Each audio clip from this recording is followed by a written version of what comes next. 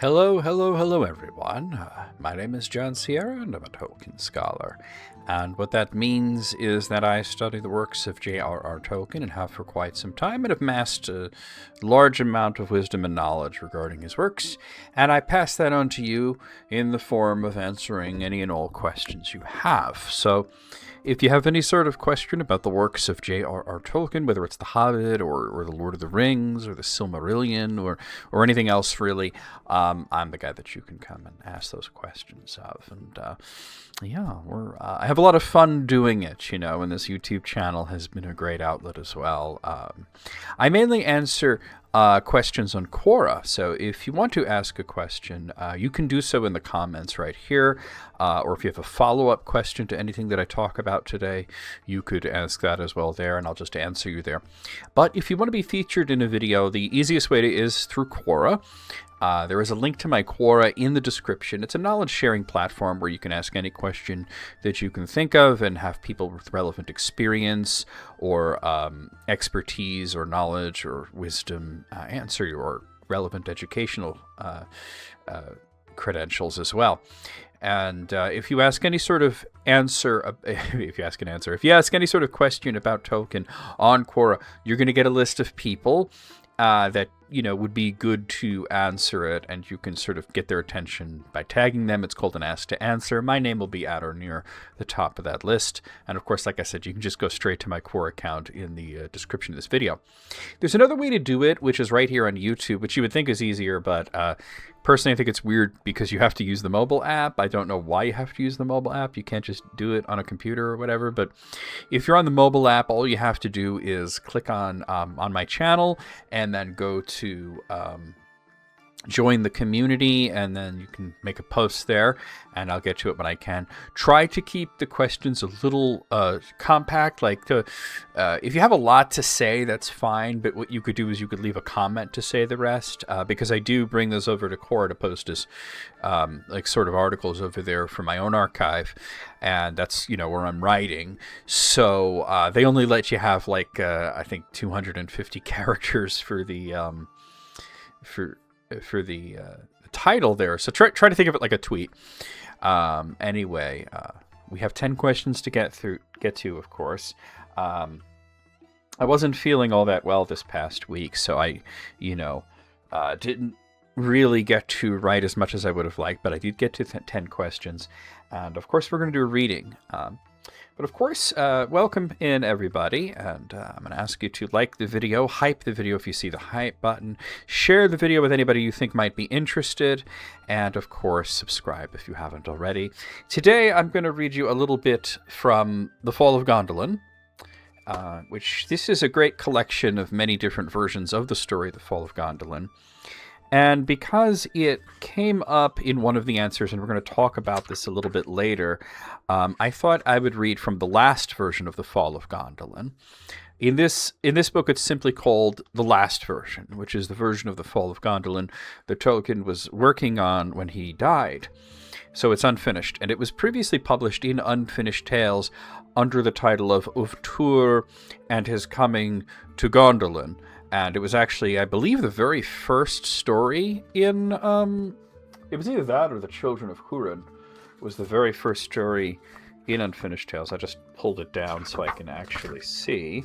It's a very old copy, so I have to be careful here to see what the very first story is. No, I was right. It's Of Turin is Coming to Gondolin, and then after that is The Children of Hurin, or at least the parts of the Children of Hurin that weren't in the Silmarillion and such. It does tell you sort of how to read that, although now I just recommend just getting the book that's called that. But anyway, I'm going to read sort of the end of the last version of The Fall of Gondolin, just the last little bit here, where Tuor has actually arrived at Gondolin, and he's going through all the different gates to get there. And just to sort of compare and contrast to the story as it's told in the Silmarillion, which just really tells you that Tuor came to Gondolin, and then it goes into a lot of details of all the stuff that came after. And this starts off with an incredible amount of detail leading up to this point, and it's some of Tolkien's very finest writing. My favorite story of his is The Children of Hurin, But I think this is his very best writing, and I think that if he was able to actually finish this, if he had enough life in him and he did not procrastinate, he would have finished this. It would have been his very best tale. So let's read a bit of that. Okay. We're going to start here. A Lemilkil touched it, and it rose silently, and they passed through. And Tur saw that they stood at the end of a ravine, the like of which he had never seen before, beheld or imagined in his thought.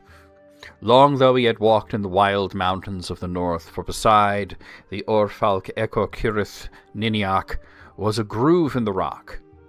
Here the hands of the Valar themselves, in ancient wars of the world's beginning, had wrested the great mountains asunder, and the sides of the rift were sheer as if axe-cloven, and they towered up to heights unguessable. There far aloft ran a ribbon of sky, and against its deep blue stood black peaks and jagged pinnacles, remote but hard, cruel as spears. Too high were those mighty walls for the winter sun to overlook, and though it was now full morning, faint stars glimmered above the mountain tops, and down below all was dim, but for the pale light of lamps set beside the climbing road. For the floor of the ravine sloped steeply up eastward, and upon the left hand Tur saw beside the stream bed a wide way, laid and paved with stone, winding upward till it vanished into shadow. "You have passed the first gate, the gate of wood," said Lemilkil. "There lies the way, we must hasten." How far that deep road ran, Tur could not guess, and as he stared onward, a great weariness came upon him like a cloud. A chill wind hissed over the faces of the stones, and he drew his cloak about him. "Cold blows the wind from the hidden kingdom," he said. "Yea, indeed," said Varanwa. "To a stranger it might seem that pride has made the servants of Turgon pitiless. Long and hard seem the leagues of the seven gates to the hungry and wayworn. If our law were less stern, long ago guile and hatred would have entered and destroyed us. That you know well," said Lemilkil. "But we are not pitiless. Here there is no food, and the stranger may go back through the gate that he has passed. Endure then a little, and at the second gate you shall be eased." "It is well," said Tur, and he went forward as he was bidden. After a little he turned and saw that Lemilkil alone followed with Varanwa.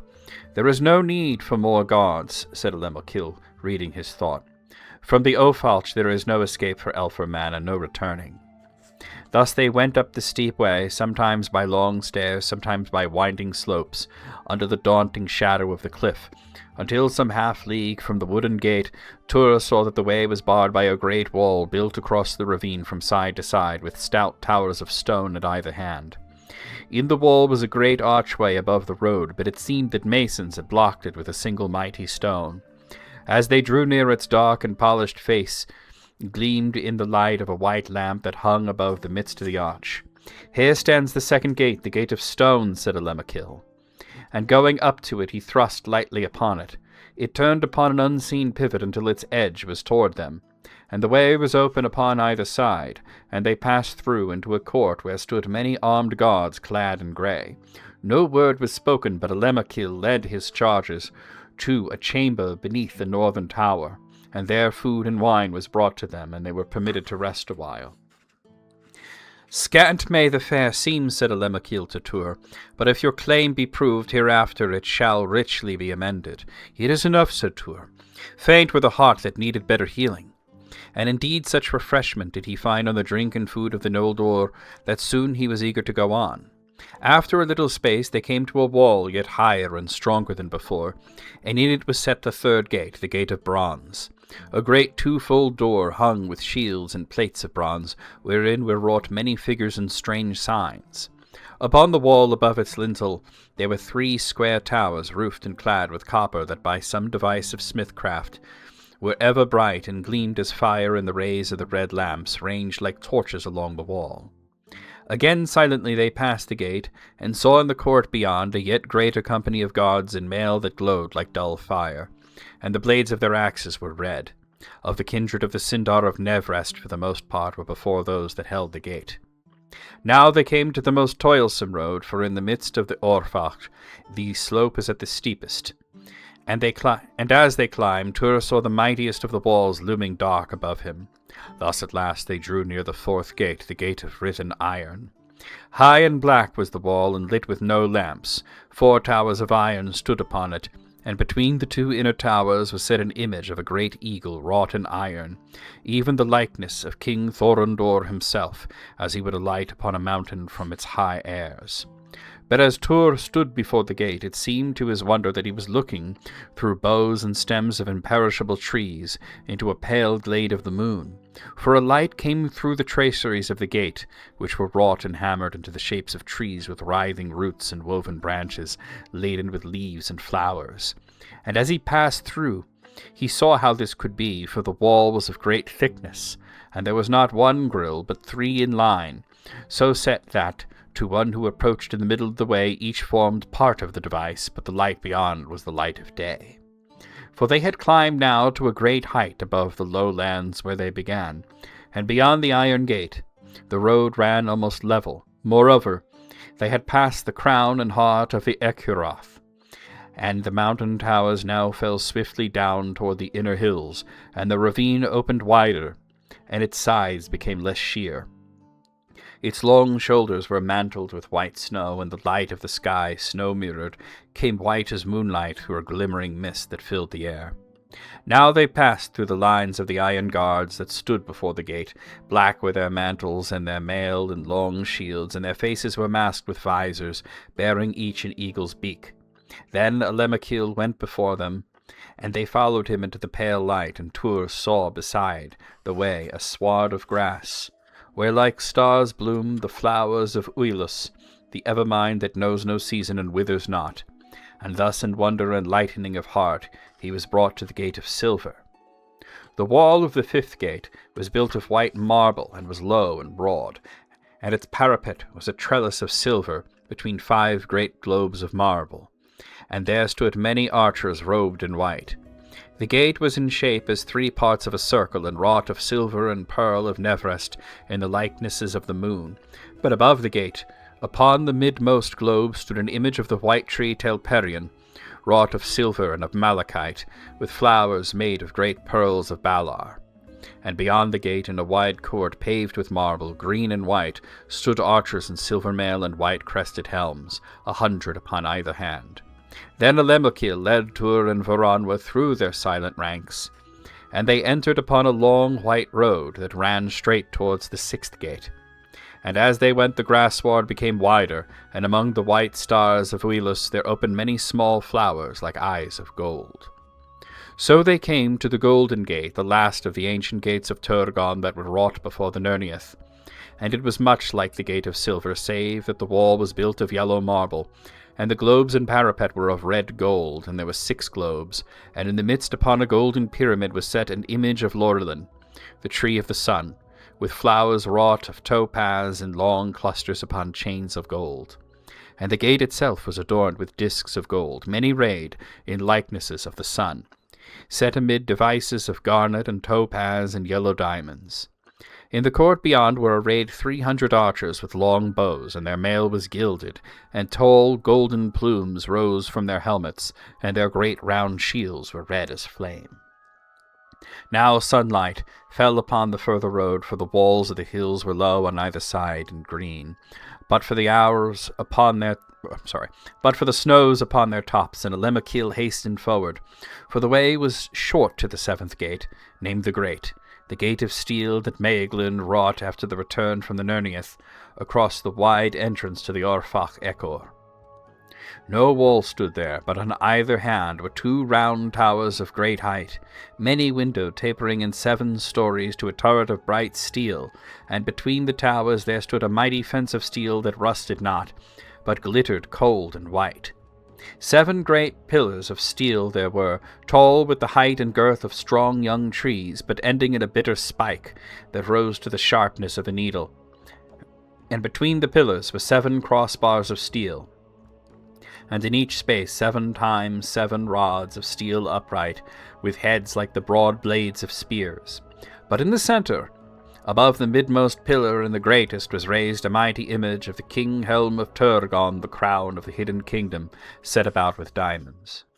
No gate or door could Tur see in the mighty hedge of steel, But as he drew near, through the spaces between the bars there came, as it seemed to him, a dazzling light, and he shaded his eyes, and soon still in dread and wonder. But Lemachil went forward, and no gate opened to his touch, but he struck upon a bar, and the fence rang like a harp of many strings, giving forth clear notes in harmony that ran from tower to tower. Straightway there issued riders from the towers, but before those of the north tower came upon a white horse, and he dismounted, and strode towards them. And high and noble as was Lemachil, greater and more lordly was Ecthelion, lord of the fountains, at that time when warden of the great gate. All in silver was he clad, and upon his shining helm was set a spike of steel pointed with a diamond. And as his esquire took his shield, it shimmered as if it were bedewed with drops of rain, that they were indeed 1,000 studs of crystal. Lemachil saluted him, and said, Here I have brought Voronwe Aranwe, returning from Balar, and here is the stranger that he has led hither, who demands to see the king. Then Ecthelion turned to Tuor, but he drew his cloak about him and stood silent, facing him. And it seemed to Voronwe that a mist mantled Tuor, and his stature was increased, so that the peak of his high hood overtopped the helm of the elf lord, as if it were the crest of a grey sea wave riding to the land. But Ecthelion bent his bright gaze upon Tuor, and after a silence he spoke gravely, saying, You have come to the last gate. Know then that no stranger who passes it shall ever go out again save by the door of death. Speak not ill-boding. If the messenger of the Lord of Waters go by that door, then by those who dwell here will follow him. Lord of the Fountains, hinder not the messenger of the Lord of the Waters. Then Voronwe and all those who stood near looked again with wonder at Tuor, marvelling at his words and voice. And to Voronwe it seemed as if he heard a great voice, but as if one who called from afar off. But to Tuor it seemed that he listened to himself speaking, as if another spoke with his mouth.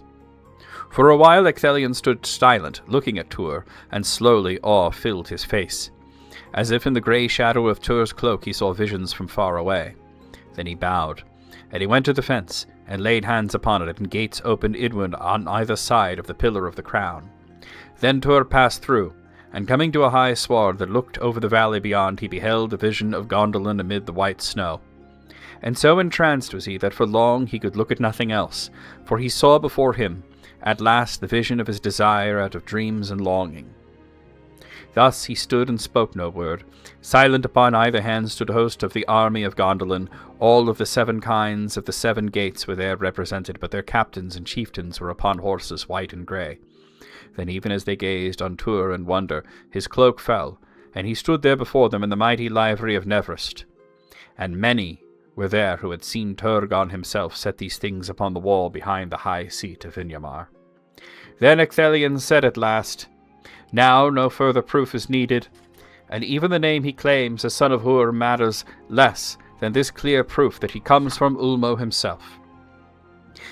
And that's actually it. Here this text comes to an end. But there follows some rapidly written notes sketching out elements of the narrative. As my father, this is Christopher speaking, of course, at that time foresaw it, Tuor asked the name of the city. He was told it's 7 names, which you could see in another version of the tale. Ecthelion gave orders for the sounding of the signal, and trumpets were blown in the towers of the great gate, and answering trumpets were heard blown far off in the city walls. On horseback they rode to the city, of which a description was to follow, of the great gate, the trees, the place of the fountain, and of the king's house. And then would be described the welcome of Tuor by Turgon. Beside the throne would be seen Maeglin on the right and Idril on the left, and Tuor would declare the message of Ulmo. There was also a note saying that there was to be a description of the city as Tuor saw it from afar, and that it was to be recounted why there was no Queen of Gondolin. So, what's interesting, though, is even the notes here, that right when Ecthelion first speaks, when he says, You've come to the last gate, there's a footnote here that says, At this point the carefully written manuscript ends, and there follows only a rough text scribbled on a scrap of paper. So you can see that Christopher really had his work cut out for him in putting this book together, you know, of getting like every version of the Fall of Gondolin. And you can see, and I'm going to talk about this a bit later, about how sort of frustrating that is to have such lush descriptions and such great detail, a story of the First Age told in a style very reminiscent of The Lord of the Rings, especially of the great descriptions of the scenery and all the armors and all the different gates and everything. You'll also notice the number 7 comes up quite a bit. There were, of course, 7 gates, and there are the 7 houses, or there are 12 houses, but there are the 7 stars of the Valakirka. They mentioned Gondolin having 7 names. The number 7 is incredibly important in almost all the cultures of Middle-earth, especially the cultures of the First Age. Of course, you have the elves and Gondolin, having 7 names and 7 gates and everything like that, and the Valakirka having 7 stars. And of course, men, Numenor isn't around yet, but they're going to choose 7 stars as their livery there. And of course, then we have the dwarves, the 7 fathers of the dwarves, the 7 houses of the dwarves. So it's really very interesting. But you could see how it sort of abruptly ends there. But at least it's sort of like a satisfying thing, because when I first read it, this was long before The Fall of Gondolin was published, and I was reading it as part of Unfinished Tales.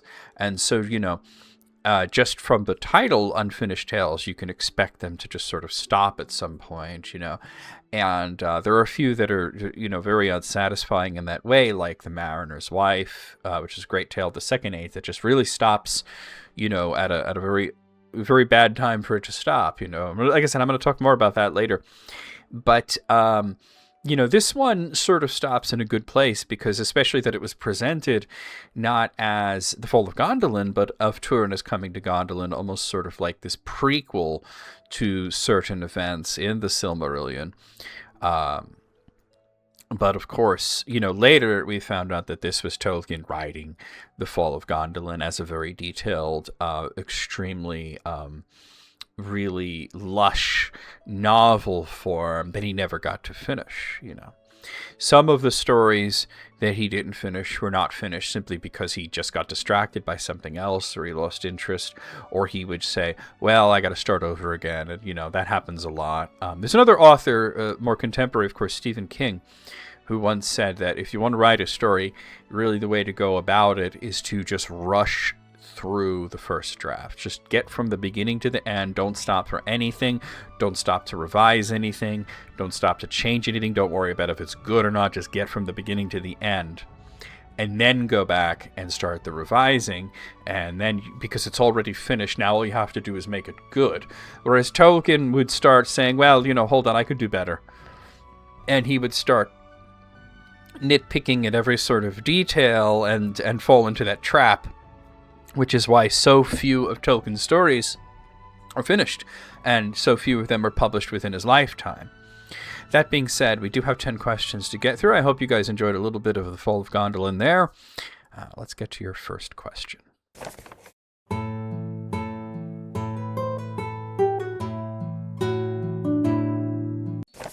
Our first question comes in by the request of Cooper James, who asks, why are there no great scenes that Peter Jackson never used in the Lord of the Rings trilogy? So I suppose, really, the question comes down to, if we really just break it down, why does something not exist when I really, really want it to exist? But I'll explain for anybody who's watching and wondering, what the heck is this even referring to? Peter Jackson's The Lord of the Rings came to theaters with a combined runtime, if you were to put all 3 movies back to back, of 9 hours and 18 minutes, which is pretty long. Later, it was revealed that these were edited down quite a bit. A lot of the scenes were cut for time. And the reason being that the studios wanted the theatrical releases to be shorter. And this is a practical concern for theaters. The shorter a film is, the more showings you can have in a single day. Although I would argue that if they brought back intermissions, theaters would benefit from really long movies, because then they could sell more concessions, which is really where they make their money. They don't make a lot of money off of ticket sales. Most of that goes to the studio. It was also a strategic point, because the scenes that were cut out of the film could be just restored, and they were in fact restored for home release eventually. And this isn't unique to The Lord of the Rings. though it may be the most famous version of this happening. The later cuts restoring things so that the fans would go to see it in the movie theater, and then they would buy the DVDs that came out, and then they'd buy them again to get the extended editions. They're sort of double dipping, or in this case actually triple dipping into your wallet, and then Blu-ray comes out and you buy it all again. So it's quadruple dipping. And then of course they'll do the attractive box set. So maybe you'll buy it again if you're a big fan, So the extended version's runtime is 11 hours and 26 minutes. So we're looking at just about a full movie's worth of stuff that was cut for time from the trilogy.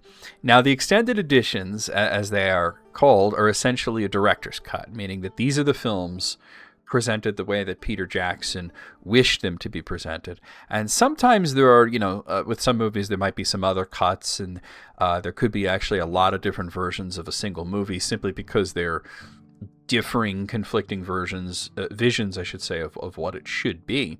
For example, Blade Runner, there's a lot of different versions of Blade Runner.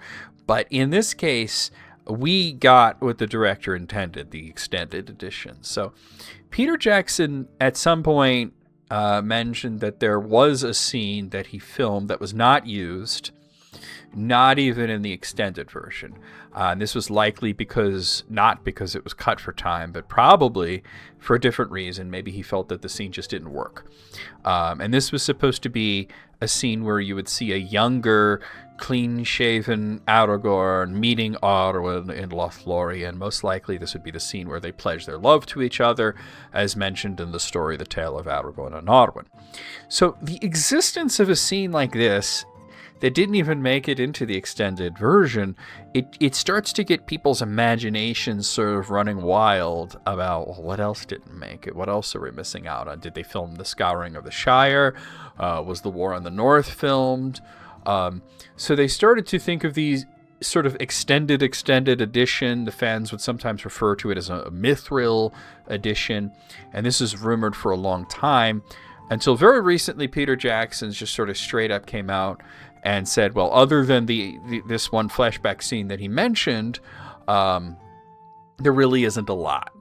There's some slightly longer shots in some cases, some alternate shots that didn't make it because they just didn't add much to the movie. In other words, so if you were to shell out a bunch of money for yet another extended edition, you might wind up feeling pretty ripped off because you'd be getting just one scene. There aren't any other great scenes that he could add to The Lord of the Rings. They just don't exist.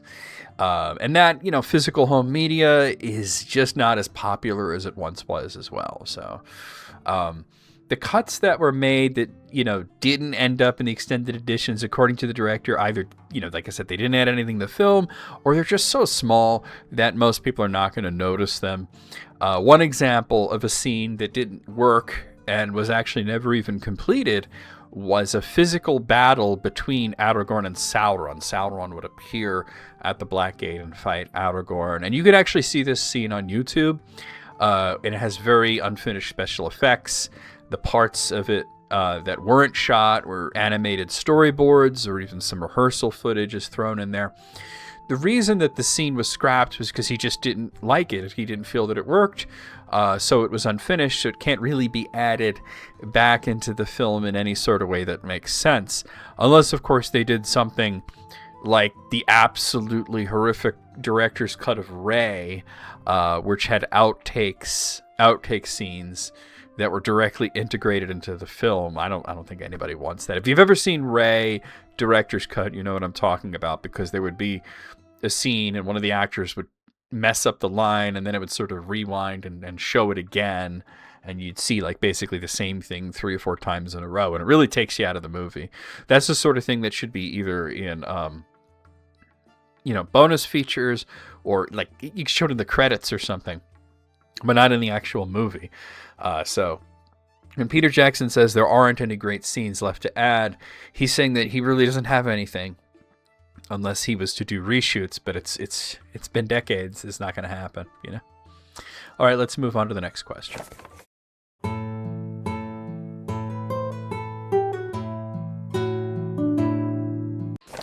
Our next question comes in by the request of, and I do hope I'm saying this right, I believe it's Anze Grisenda, who asks me, why were the children of Elrond allowed to postpone their choice of destiny, possibly indefinitely?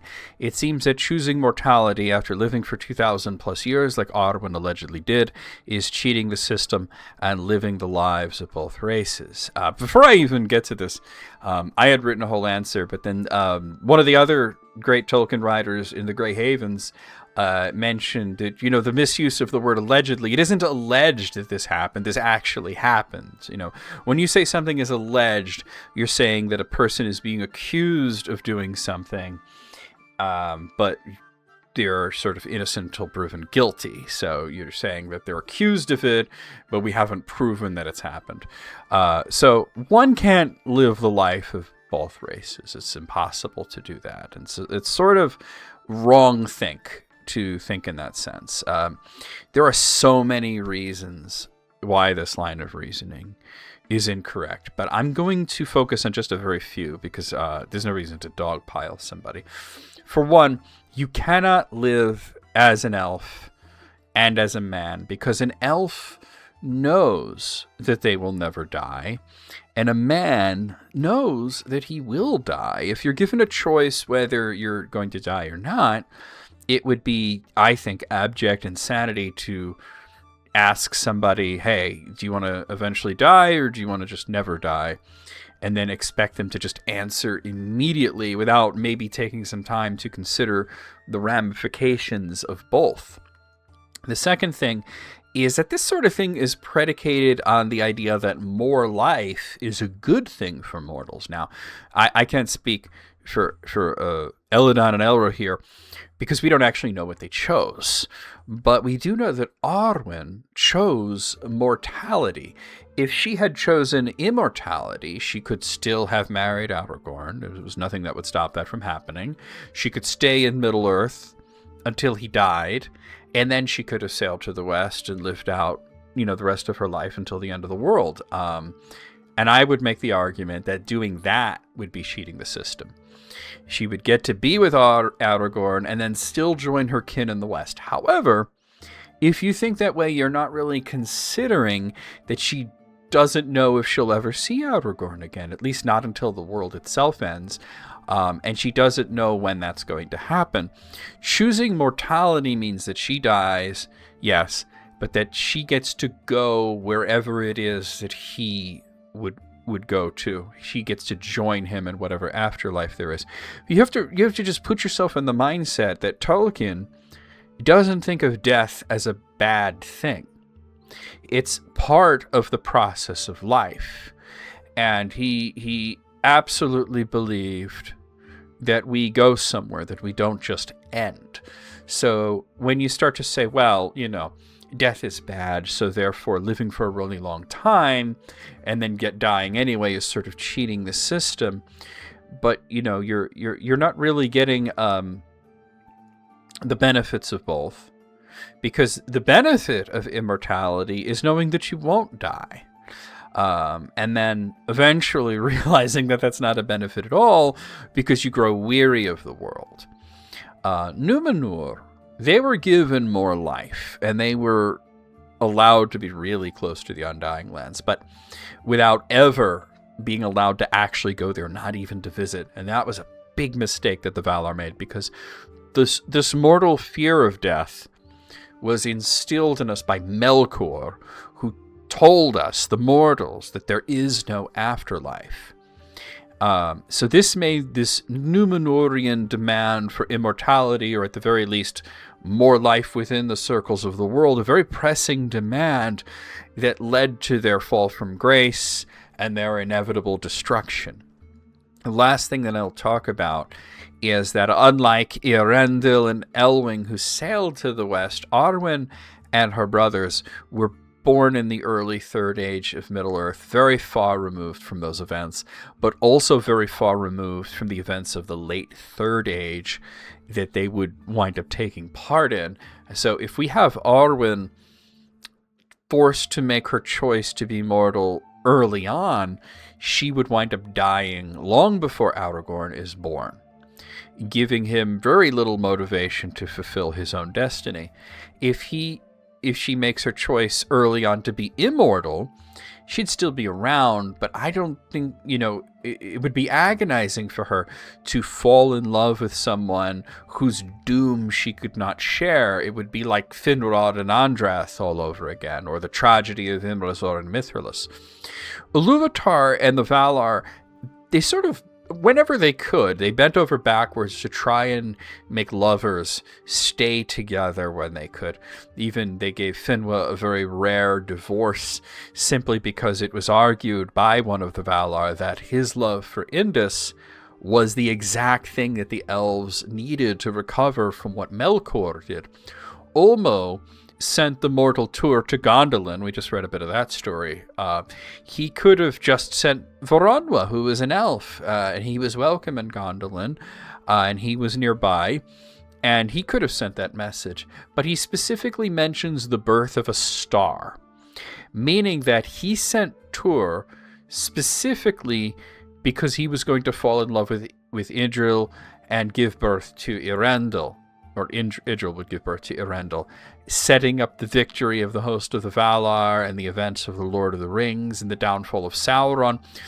Tur is the only person that was born mortal that had no elvish ancestry who became immortal, which would keep him with his love Idril forever.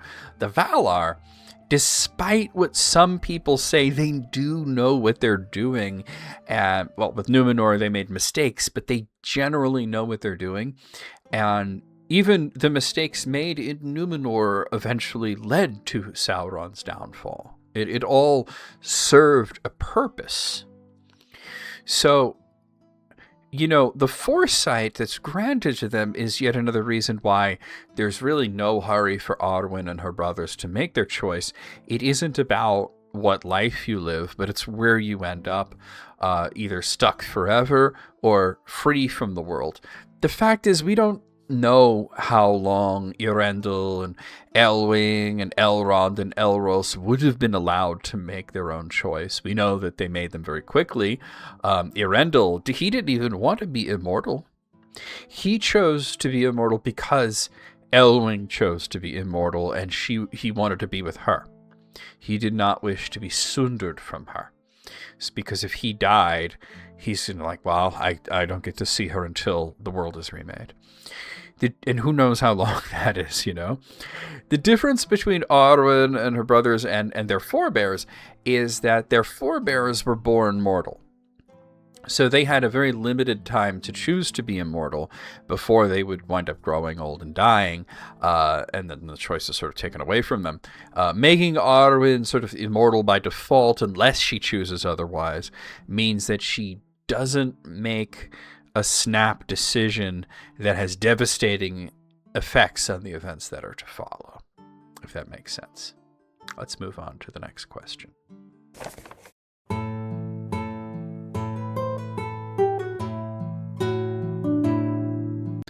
Our next question comes in by the request of Hayden Graff, who asks, are the Nazgul conscious of their actions?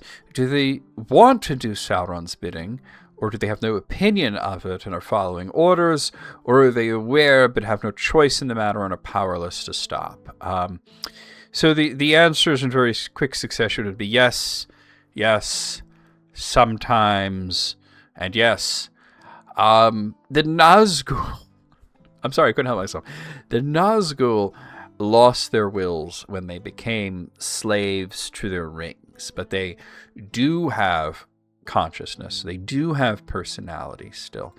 It has to be understood that the difference between the 9 men and the 3 elves and the 7 dwarves is how aware each was and what type of people they were.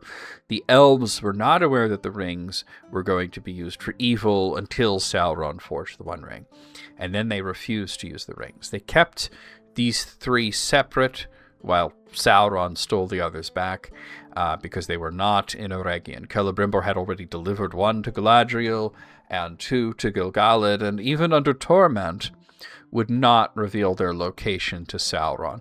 The handlers of the three, which wound up being Galadriel and Gil-galad and Círdan, they didn't wear the rings, they didn't use the rings until after Sauron's defeat. Well, Gil-galad didn't because he died, but, Elrond wound up with that one. Until after Sauron's defeat and the loss of the One, and they deemed the rings were then safe to use. The dwarves were different. We don't know, actually, whether Sauron gave them these rings openly as himself, or if he filtered them down through messengers, or if he deceived them. Now, the dwarves, there is a hint here. The dwarves like to tell the story that one of those 7 was actually already given to them, or given to Durin, I should say, by Celebrimbor. It seems likely that they probably didn't know that the rings came from Sauron. They couldn't turn into wraiths because it just didn't work that way. They're not children of Iluvatar. The rings are designed for elves. Men are very much like elves. Dwarves are very much not like elves. And that's something that Sauron just didn't account for. They were not aware of the evil of the rings, and the rings didn't affect them as much as Sauron hoped.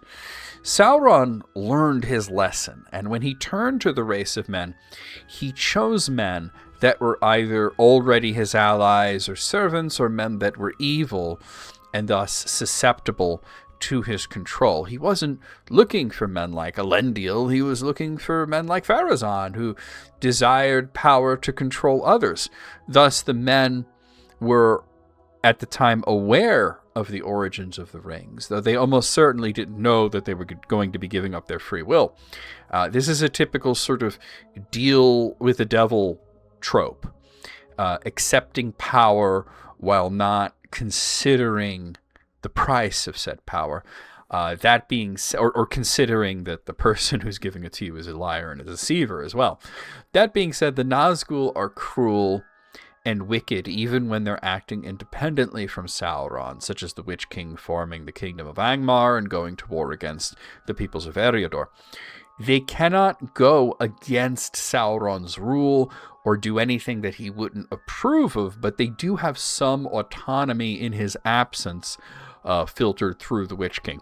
If you notice, they do kind of fly into a panic when they're deprived of leadership, which is why it was the mysterious Gothmog of Minas Morgul who took control of Sauron's army after the death of the Witch King, rather than it being Khamul or one of the other Nazgul.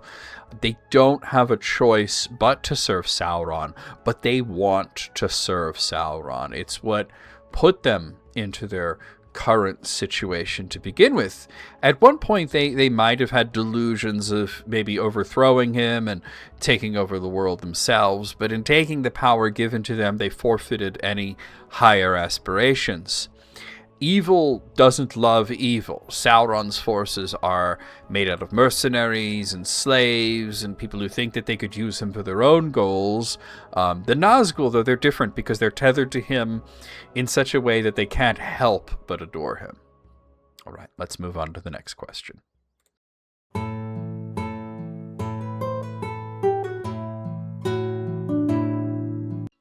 Our next question comes in from Local Psycho, who asks, in the Two Towers, the part where Sam sees an elephant, the narrator says the following: "And the likes of him does not walk now in Middle-earth. Who is this in-universe narrator? I thought the Red Book of Westmark was written soon after The Lord of the Rings." That's a good catch. That's really good that you asked that. You're correct. That the portion of the Red Book, was written not long after, but it doesn't mean that it wasn't revised later. The text obviously is talking about modern elephants, saying that they are the lesser scions of greater sires in the Mumakil. Obviously, Sam didn't write that. Frodo didn't write that. They weren't around to do that. However, thinking that The Lord of the Rings represents exactly what was written is a mistake, actually. Frodo's memoir, which was called The Downfall of the Lord of the Rings and the Return of the King, was something that he wrote along with Sam and Merry and Pippin, and there was some help from Bilbo and Gandalf and Elrond and Aragorn and Gimli. It was then copied and disseminated throughout Middle-earth, and there were other people that added to it, or they would change things along the way. The biggest change, however, would happen much, much later, when the Red Book of Westmarch grew and grew until it also contained the Silmarillion and several other stories, and a copy of it wound up in the Undying Lands. And then eventually, someone named Elfwine brought a copy of the Red Book to Middle-earth, specifically to the Isle of Albion, and he brought it to a man named Tolkien. And this fictional version of Tolkien translated the work from the languages that it was written in, such as Westron and Sindarin and Quenya, but also he added his own inputs. So while Sam is the focal character in the second half of The Lord of the Rings, Tolkien, as translator, added a note comparing the Mumak to an elephant, saying that the likes of the Mumakil are no longer walking around in Middle-earth, but we do have these lesser creatures called elephants, that they're smaller and not nearly as frightening. So there you have it. All right, let's move on to the next question.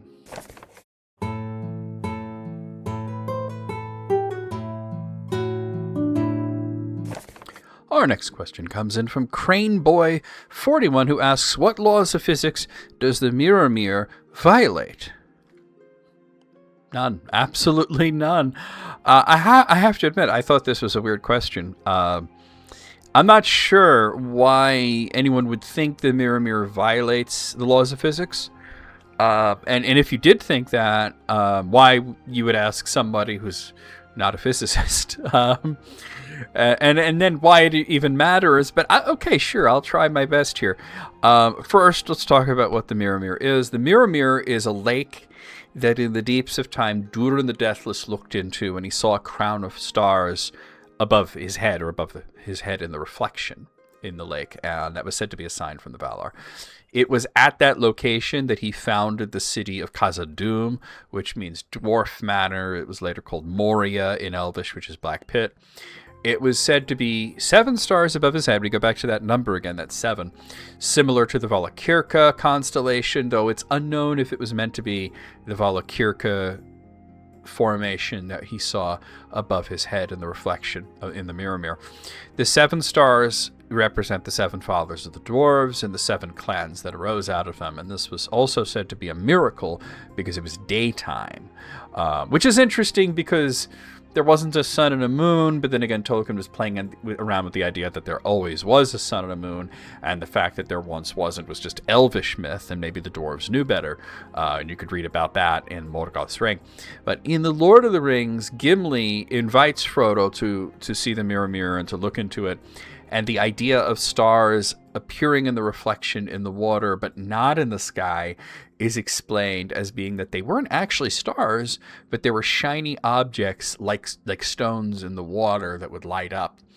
But of course, even if magic lights appearing that weren't keyed to objects in the water, that doesn't actually violate the laws of physics. It's just because something is magical doesn't necessarily mean that it breaks the laws of physics. So sometimes it might, depending on, like what the magic is. It helps to know what the laws of physics are.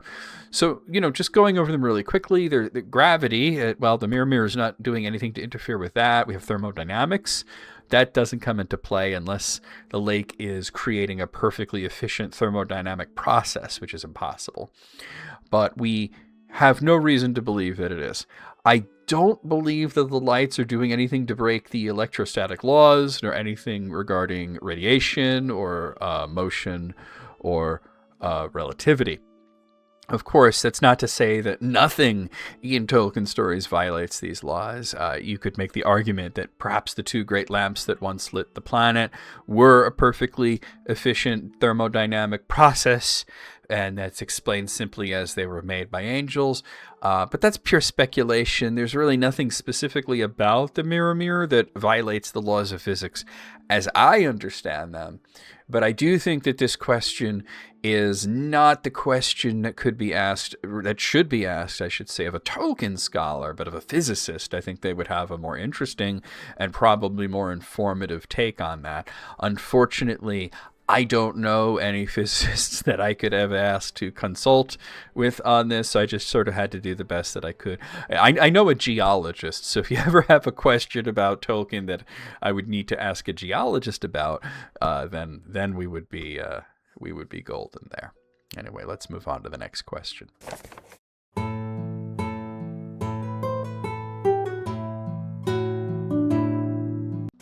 Our next question comes in by the request of Link of Wise, who asks, "It is said that at a certain point Sauron called upon many evil creatures and former servants of Morgoth. Given this to be the case, why did the many dragons of the north not head down and join him?" Probably because they were too far away. That's always been my understanding of it, at least. Whatever dragons remained at this part were very far to the north. What we would understand to be the Arctic Circle, the elves call it the Fordwaith, which is close to the remnants of the Helcaraxa. Smaug was the last dragon to travel to the south, where people lived. He was attracted by the great wealth of the dwarves. When Sauron lived in the southern portion of Mirkwood, he was close enough to Sauron. He was close enough to Smaug in Erebor for Gandalf to be worried about the effect of that sort of call. However, when he's in Mordor, he's very far removed from where there would be dragons, Forodwaith. Sauron's power isn't limitless, and this sort of call doesn't have an unlimited range. We know that it caught up Gollum. He was near the Anduin River. And we know that there were a lot of orcs and trolls and such that joined Sauron in Mordor. But for example, he didn't affect the orcs that were underground in Moria, although they did send Mithril to Mordor. And it didn't affect the Balrog in any sort of way. It is also possible that there's sort of the inverse square law in effect, and that the further away you are from Mordor, the weaker this sort of call is, which would certainly account for why it took, say, for example, Gollum 30 years to make his way to Mordor.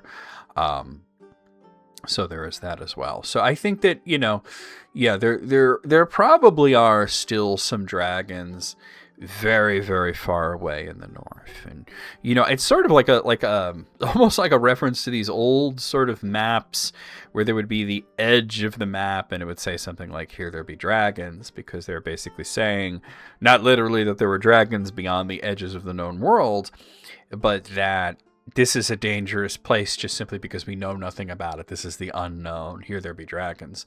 In the north, it said that there are dragons. Also far, far in the east. We talked about this a bunch of episodes ago because Bilbo mentioned the wireworm, which later became the weirworms, which through all the delving that I could do, he was definitely referring to dragons, and they're way off in the east,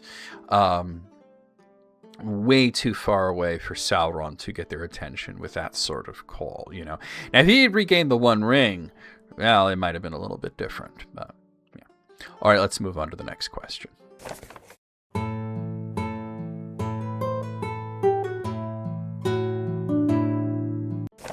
Here's another question that came in from Local Psycho, and I've been trying not to double up too much on people because people will send a whole bunch of questions, and that's perfectly fine.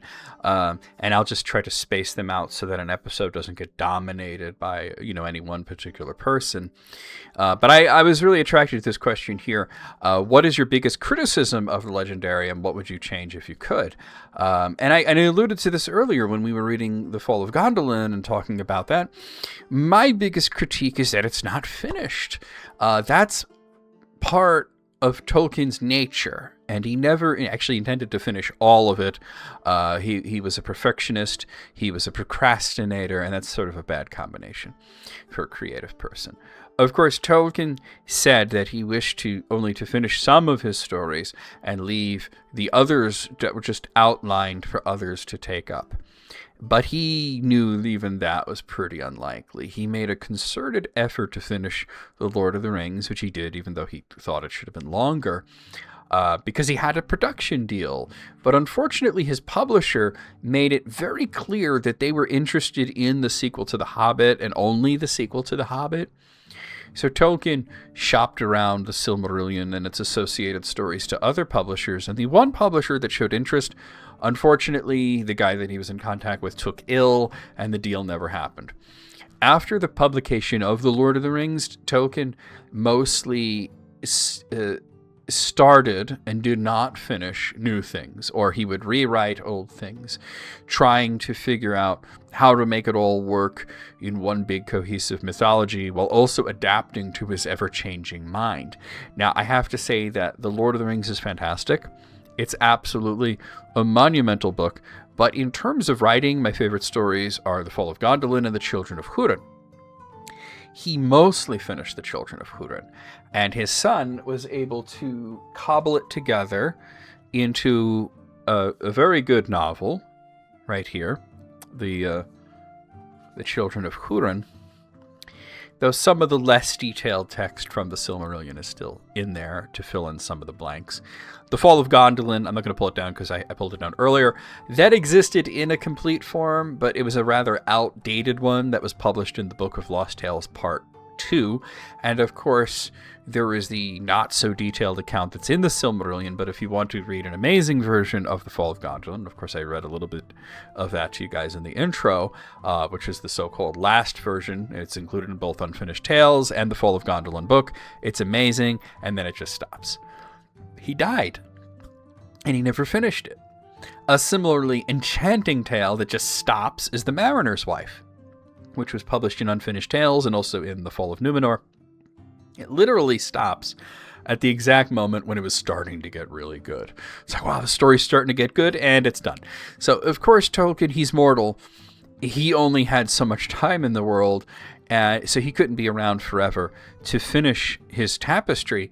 And if you read his story, Leaf by Neagle, you could get his thoughts on that and how he would have liked it to have worked. But unfortunately, his son, Christopher, didn't feel comfortable stepping in to finish the stories that were left unfinished, and he really wouldn't let anyone else touch them. I would really love somebody like Brian Sibley to write the rest of The Fall of Gondolin in that same story. I would prefer that over it just ending like that. So basically, that's the one thing that is my biggest criticism of the Legendarium, is just how much of it doesn't exist and isn't there. And I would absolutely, if I could change it, I could get in a time machine and just talk to Christopher Tolkien and say, please either finish your father's work, or if you really don't think you're good enough to do it, find someone that is good enough to do it. Find several people, read Leaf by Neagle, understand what your father really wanted, and while still vetting these people and just mentioning certain names like Brian Sibley and saying, these are guys that would absolutely make a really good go at it. And I think, your father would have been really happy with that. So that's what I would have said. That's how I would change it. Let's move on to the next question.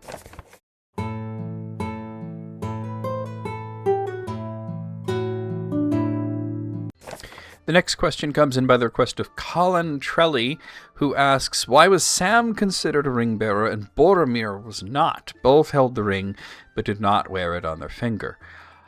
Okay, so this is the movies, right? Boromir, in the book, he never held the ring. He never even came close to holding the ring. The scene where he did was an invention of the film. And by the way, in the book, Sam did wear the ring on his finger. The scene in the film where Frodo just has this sort of oopsie-daisy at Carathris, and then he drops the ring, and Boromir picks it up by the chain, and he sort of just gazes at it, and that didn't happen in the book. It was done because on film, you can't always get too deep into the inner workings of a character's mind. And people may not understand why Boromir suddenly snaps later if it's not foreshadowed heavily. Carathris, I think, was too early to show Boromir's mind going. It should have been around Lothlorien, but I digress. Even in the context of the film, though, Boromir didn't bear the ring. He just picked it up off the ground. He got told very sternly by Aragorn to give it to Frodo, and then he did give it to Frodo, and then we see that Aragorn had his hand on his sword.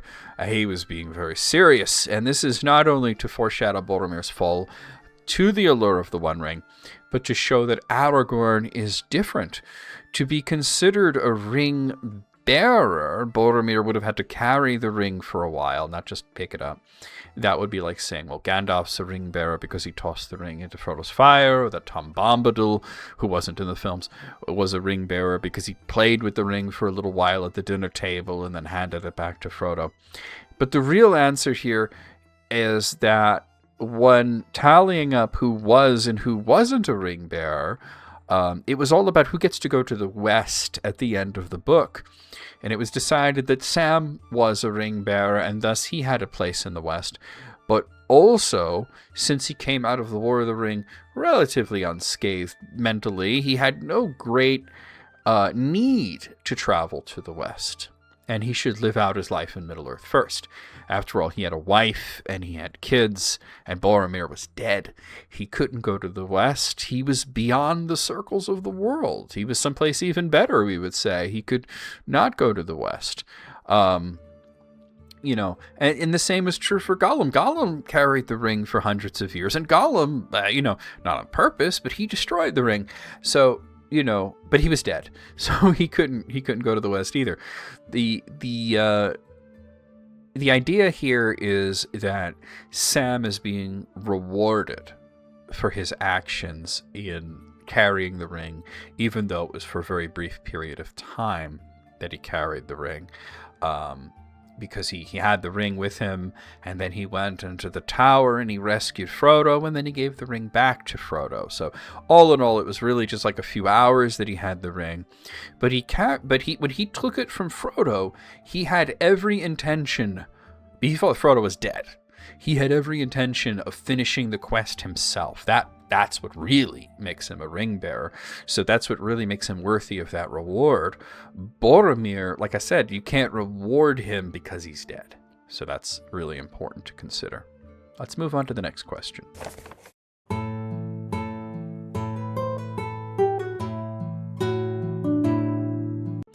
Our next question comes in by the request of Barry Barnett. Barry actually doesn't often ask me questions. He usually just comments on things that I write. This was, I think, the first time he actually asked me a question. And boy, is it a doozy, and I don't really have time to get into everything that I want to say about this.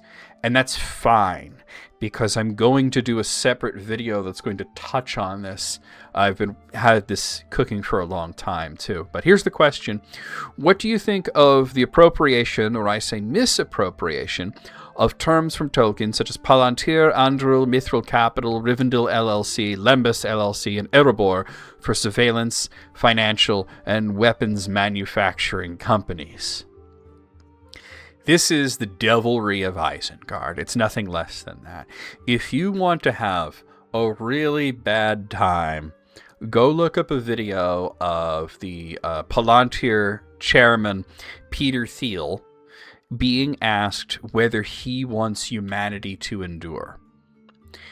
He just straight up refuses to answer, hesitating for a really long time, and then he just winds up dodging the question, and I'm not sure that he ever really answered the question at all, which really says a lot. And in the video, the interviewing is like, you're hesitating for a really long time. This is the longest anybody's ever hesitated on such a easy question. This guy is essentially Saruman. He's cloaking himself in what's good while doing unspeakable evil. Aside from Palantir, he's also the chair of Mithril Capital and Valar Ventures. He brags that he's this big nerd who grew up with fantasy and science fiction, and he read The Lord of the Rings over 10 times. Wow! Somehow he completely missed the point every time. That's just one example. All of these companies are headed by these sort of absolute ninny hammers who post, Feanor did nothing wrong. They sit there reading the book The Last Ring Bearer with their jaw slightly agape. Wow, I never thought about it this way. The fact that they feel confident enough to name their companies after anything from Tolkien without a hint of irony really shows you their lack of self-awareness, I think. There was once a time when people would write to Tolkien to ask his permission to name their cats or their cattle after characters from his books, or even ask him to come up with names, based in Elvish and whatnot. And now we have this stuffed shirt putting Tolkien's words all over his companies, who can't even bring himself to lie and say yes when he's asked if he wants humanity to endure. He's so against the idea of us as a people surviving that he can't even bring himself to say, yeah, of course I want humanity to, yeah, of course. So yeah, that's what I think. It's Isengard. That's what I think of it. Let's move on to the last question.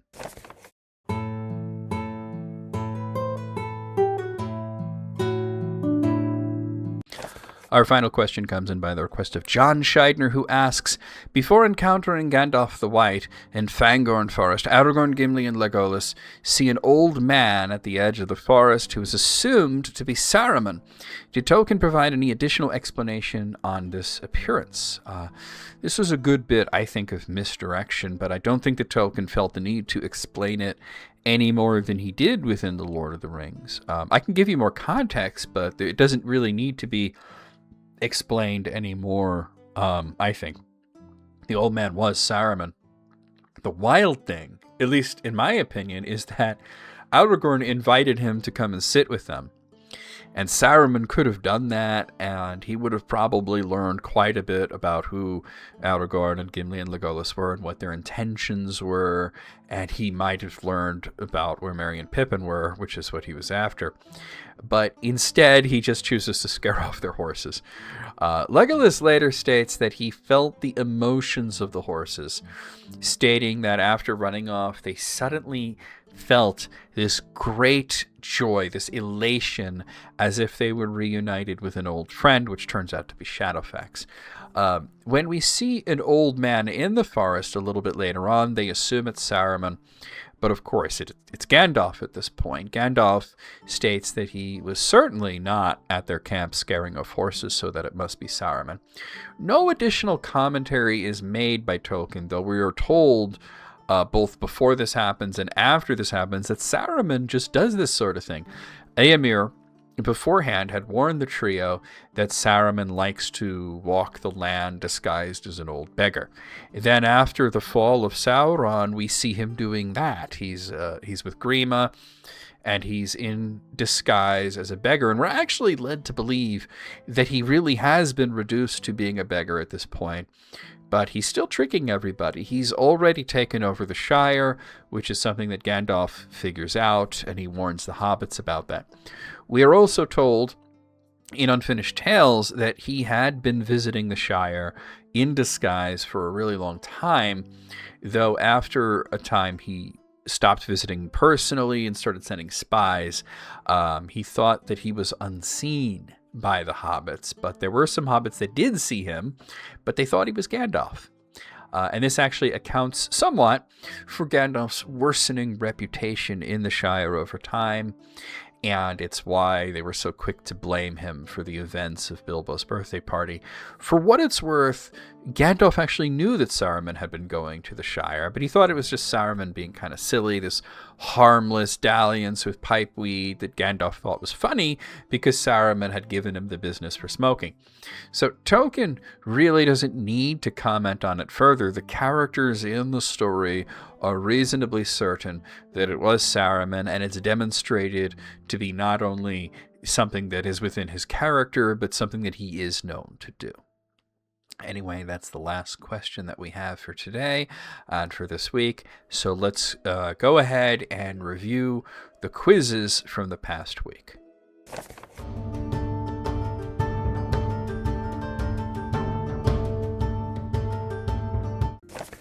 Okay, to get to the quiz results here, let's go over them here. I think you guys did pretty good. A few of these were kind of hard, I think. Although, like I said last week, sometimes I think things are very challenging and they're not, and sometimes I think things are easy and they're challenging. So I'm skewed on this. But here was the first one. What does the word Silmaril translate as? 35% of you said radiance of pure light. And that's correct. And that's the plurality there. More people went for that than any other answer. 26% of you thought it was radiant gem. 8% said pure brilliance, and 31% said many-faceted star. So Tolkien translated Silmaril as radiance of pure light in letter 131, if you're interested in the source on that. Here's our next one. Why did Feanor oppose the linguistic shift of changing the thorn sound, represented as the TH sound, the th as in thing, to an S sound as in sing? Example of this would be Isildur being based off of the word Ithil, which is the moon. So this is referring to the shibboleth of Feanor. Let's see how you guys did. 4% of you said he had a lisp and he felt slighted. I'm glad it was only 4% because a lot of people say that. They said, oh, Feanor had a lisp. It's sort of just a joke. But when people say it as a joke, some people who may not know that it's a joke may take that seriously and think, wow, that really is interesting. You know, it's not the case.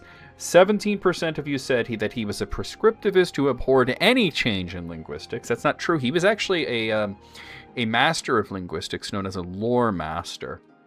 And he wasn't against changing in linguistics at all. He was just against this particular change. 49% of you, not quite a majority, but a good plurality of you said he hated the way that his mother's name would be pronounced with an S sound. And that's actually the truth. He thought that it robbed his mother's name of all of its beauty and mystique, and that it wouldn't sound very good. And 30% of you said he felt that it split the Noldor away from the Vanyar and the Teleri, which really isn't the case because the Vanyar, were happy to adopt this form as well, although not all of them did. And the Teleri, they had their own dialect anyway, so it didn't really matter. Okay, here's our next one. It is often said by loud Tolkien critics on the internet that Tolkien once compared intercourse with bacon. I had to think of a way to write this that wasn't going to be a problem. What is the actual truth? So this is a fun one. The truth is that he was saying that any craving that overtakes you fully is bad. 31% of you guessed that. He was replying to C.S. Lewis's bacon analogy regarding a striptease. That's actually the truth. Only 15% of you got that. The least amount got that right there. C.S. Lewis said that if you were to watch a woman slowly take off her clothes, that's sort of like watching the cover of a plate of bacon being taken off very slowly. And if you saw a person doing that, just sort of like gaping in awe at food being very slowly revealed, you would think that there had been something wrong with hunger. So that was actually C.S. Lewis's thought, and Tolkien was just responding to him in a letter. The truth was that Tolkien was lamenting the usage of food as a sensual allegory. 20% of you went for that. And by the way, when C.S. Lewis himself wrote food, he was very, very detailed, and he would go into all this stuff and lavish descriptions of meals and food. And somebody once asked him, is this an allegory for sort of a sensuality? And he said, no, I just like it. Most of C.S. Lewis's work, and if you look at why did he do this, is because he liked it. And the final answer, the truth, is that he really did do that, comparing gluttony to lust. 34%. That would be the plurality. So this one kind of got you guys. It wasn't really Tolkien who made the comparison. It was C.S. Lewis that made the comparison, and Tolkien was just replying to him. Okay, here's the next one. Which of these statements about the Hobbit is true? Only one of them is. Radagast appears as a speaking character. 6% of you guessed that. That's not true. That was in the movie. Radagast is mentioned in The Hobbit. He only appears as a speaking character in The Lord of the Rings.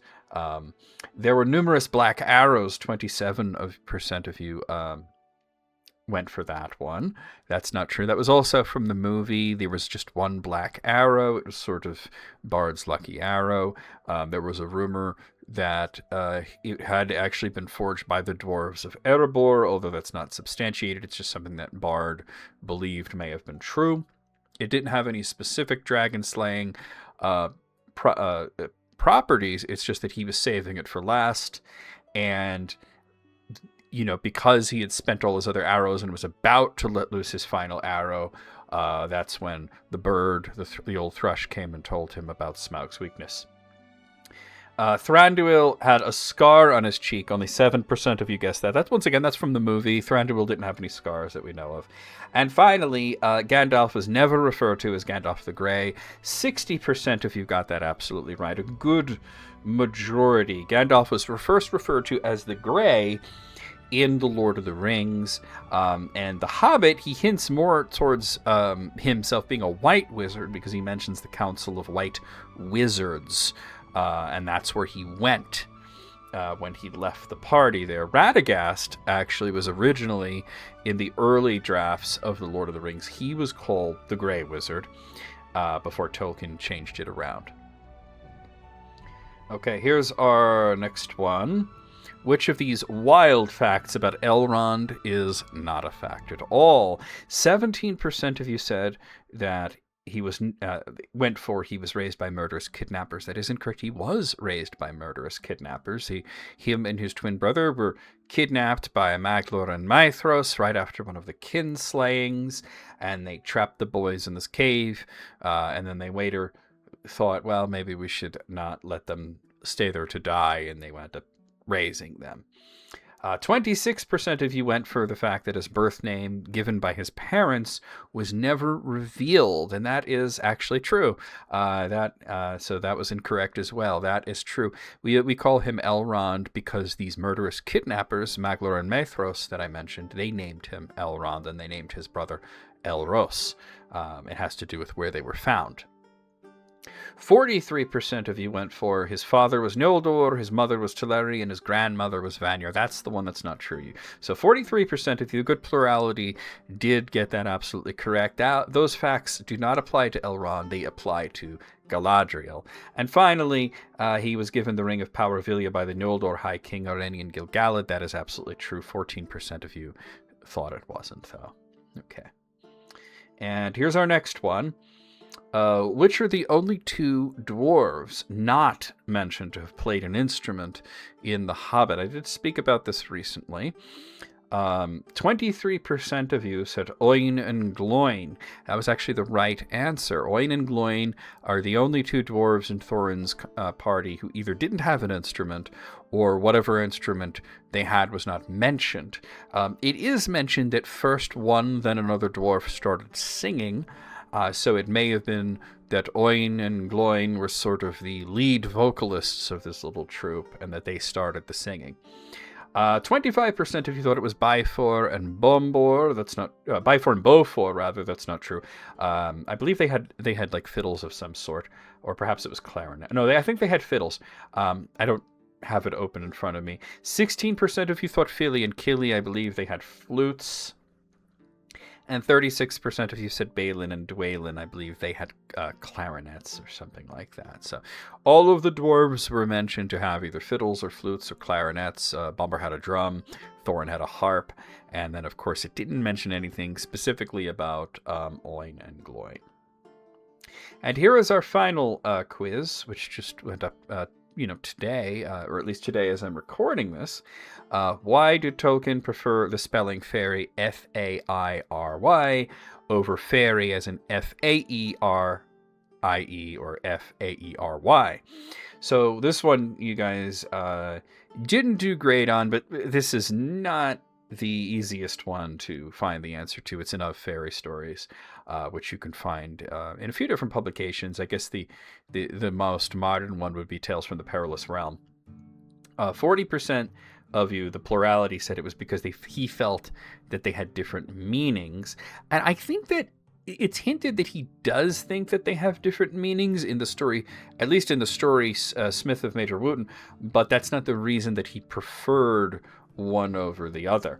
18% of you said it was because it contains the word fair, as in beautiful, and that's actually the truth. That's why he preferred to spell it that way. 15% of you said because he felt that children would understand it better. He actually had a very high opinion of what children could understand, so he wouldn't, do something that he would think would be dumbing it down for kids. And 27% of you said he actually preferred both spellings equally. He did say that he preferred it Fairy, specifically because it contains fair, as in beautiful, because he wanted people to understand that fairies are beautiful, especially when he was writing his earliest stories of fairies when they were just the names of certain elves. For example, Luthien was called a fairy. Anyway, guys, that's everything for this week. I had a lot of fun, as I usually do. And like I said, I have a lot more to say about like the Palantir stuff and all that. That's in a different separate video that I finished scripting, so now I have to record it and everything. And edit it and all that. And that's about, I'm gonna give you a little preview here. The video is actually about why not only you should not use generative AI technology in any sort of research of Tolkien's work or trying to understand Tolkien's work, but that you cannot rely on it because it is so faulty and so flawed. And I did an experiment where I will show and prove exactly how poor AI is at understanding Tolkien and how you cannot replace human researchers with whatever the heck is going on there. So that's a separate video that I'm doing, but I do get into like sort of the tech companies naming themselves after Tolkien and just misunderstanding his work, or maybe they understand it and they just have an opposite opinion. There really is that possibility. But you would think if they hated Tolkien's, if they understood what he was trying to say, or not trying to say, but it's something he said very clearly, because it wasn't an allegory, it was right out there in the open, and disagreed with it, then they wouldn't want to name themselves after things from Tolkien. But it's like Bernard said, they're misappropriating his words. Anyway, I will see you guys next week. At this point, I will ask once again, like the video, hit that hype button if you see it. Not everybody sees the hype button, but if you see it, press it. It really pushes the algorithm. Leave me a comment, even if it's just to say hi, or if you don't have any questions, that's fine. Just leave a comment, because that also helps push engagement. Subscribe if you haven't subscribed already. And if you want to support me in an even greater way than just subscribing and leaving comments and hitting buttons, consider joining the channel as a member. It isn't very expensive. I've made it $5 a month. You get to see all the videos early. And unfortunately, we're going to have some videos that are going to be member exclusives permanently, referring mostly to playing certain games on stream and analyzing them. Some of them were able to go through copyright, no problem, but the ones that were based on the films, like the Two Towers that I started recently, unfortunately, I just can't monetize because there's just too many copyright problems, and it would be going through, like the first one that I put up, 12 claims on it, 12 different claims. So unfortunately, I would have to go through 12 separate fights with that video and then do it again for each one. So that's another sort of benefit to membership. I really hate to do that. I would prefer that they were only members only for a little while and then were available to the general public. But since I can't put ads on them, I have to do it this way. So I got to make a living somehow. Anyway, I'll see you guys next week.